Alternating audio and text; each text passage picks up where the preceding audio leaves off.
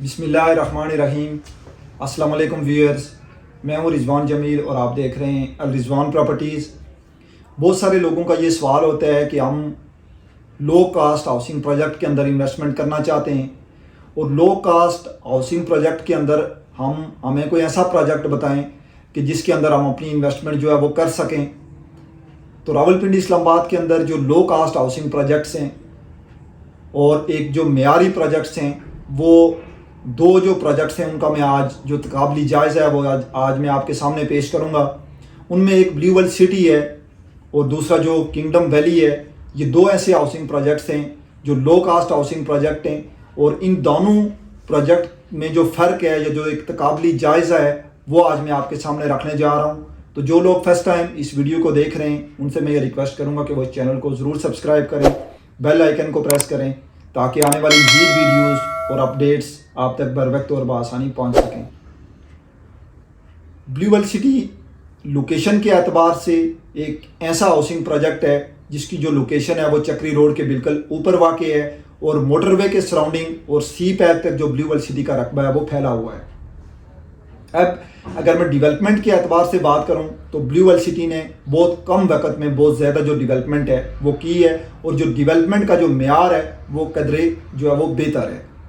अब तीसरी जो मेन चीज़ होती है वो किसी भी हाउसिंग प्रोजेक्ट के अंदर उसकी जो बुकिंग प्राइसेस होती हैं वो बुकिंग प्राइसेस हैं।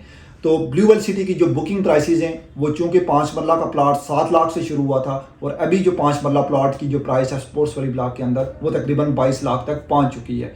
तो इस तरह प्राइसेस के हिसाब से भी ब्लू वेल सिटी जो है वो हमेशा एक लो कास्ट हाउसिंग प्रोजेक्ट रहा है और ज़्यादातर ब्लू वेल सिटी के अंदर जिन लोगों ने इन्वेस्टमेंट की है वो मिडिल क्लास लोग थे या मिडिल क्लास से भी जो नीचे के लोग हैं उन लोगों ने ब्लू वेल सिटी के जो अंदर जो इन्वेस्टमेंट है वो की है।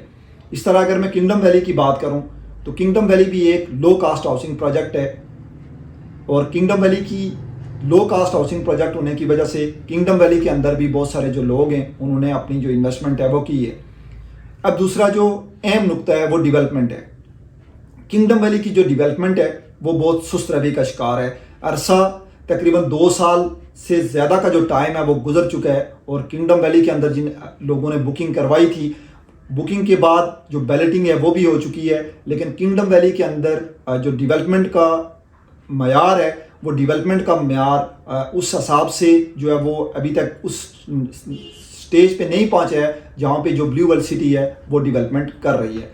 अब तीसरी जो बात है वो लोकेशन की है। तो लोकेशन के एतबार से किंगडम वैली जो चक्री इंटरचेंज है उस चक्री इंटरचेंज के करीब है और किंगडम वैली की जो मैनेजमेंट है वो दावा कर रही है कि हमारे पास तकरीबन 50 से 60 हज़ार कनाल की जो लैंड है वो मौजूद है। लेकिन चूंकि दोनों जो लो कास्ट हाउसिंग प्रोजेक्ट हैं और लो कास्ट हाउसिंग प्रोजेक्ट होने की निस्बत से अगर आप ये सवाल करते हैं कि हम किस प्रोजेक्ट के अंदर इन्वेस्टमेंट करें तो मेरा आपको जो मशवरा होगा कि आप ब्लू वेल सिटी को ज़्यादा प्रीफर करें, क्योंकि ब्लू वेल सिटी मुख्तलिफ एतबार से एक बड़ा हाउसिंग प्रोजेक्ट भी है और डेवलपमेंट के एतबार से और मैनेजमेंट के एतबार से भी ब्लू वेल सिटी का आने वाला जो मुस्तकबिल है वो रोशन होगा।